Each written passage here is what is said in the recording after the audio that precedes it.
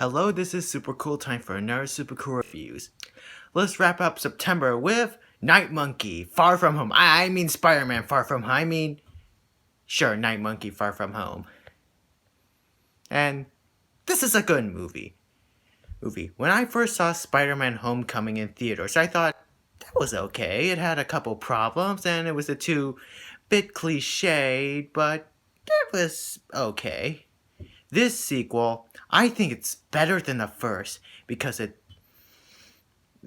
okay, I love this movie. It's not as good as Endgame or any of the other Avengers movies, I'll give it that, but it's not as good as Spider-Verse or Spider-Man 2, I'm not sure, since my thoughts keep changing, but this is a good movie. Anyway, the plot is it takes place 8 months after Avengers Endgame. Everyone's still recovering from what they call the blimp. And Peter Parker is excited to go on his class trip to Paris. Or, I mean Europe, whatever. Because he has a chance to ask the girl he likes, MJ, played by Zenyatta, how he feels on the the Eiffel Tower. He has everything planned, he's ready to go. But his plans cut short-ish is when he needs help when he's called by Nick Fury, who requires him to help in a secret mission. Apparently in Europe there's these weird monsters called elementals from elements, including water, earth, fire, and air. Hey, wait a second. These are just the elements from Avatar The Last Airbender.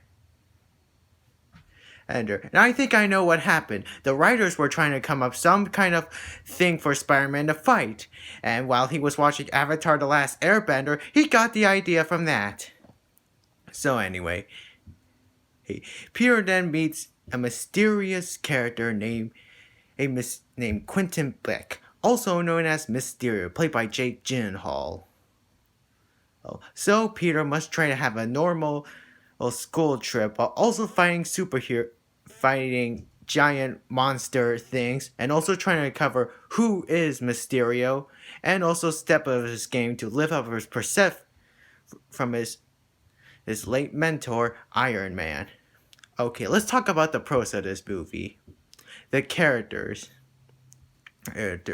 Tom Holland does an excellent job as Peter Parker, as always, and he's also stepping up his game since he's not trying to be like Iron Man. He's trying to live up like Iron Man since he died. Also, I think the relationship between him and MJ it's cute.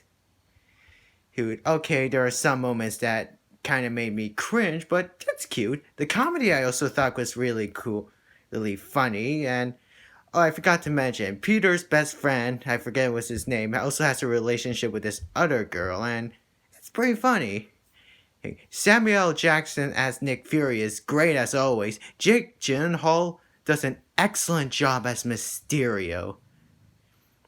This is what you imagine what he would look like in film. Oh man. Also, Jon Favreau was also good in this. I'm not sure why he was in the movie, but I'm pretty sure it's just, I don't know, buddy sidekick, I guess. The action I thought was really cool. The elemental designs I thought were really great. Okay, now let's go on to the cons. The cons is Mysterio. Don't get me wrong, the acting is good for him, but when you really find out who he, the first half of this movie of him, it's good. But in the second half, when you find out who he really is, he goes from this really cool, mysterious character to basically Syndrome from The Incredibles. And it's just also Nick Fury's a dumbass in this movie, and there is a reason for it, because there's 2 post-credit scenes. You should really watch them because they kind of explain a lot of things in this movie. But But overall, I like this movie. I would recommend it. It's a good way to end off the Infinity Saga. I'm gonna give Spider Man Far From Home a 77 elemental creatures out of 100. This is super cool. Signing off, and I gotta get ready for next month because I got a special theme month next month. Wait, that didn't make any sense.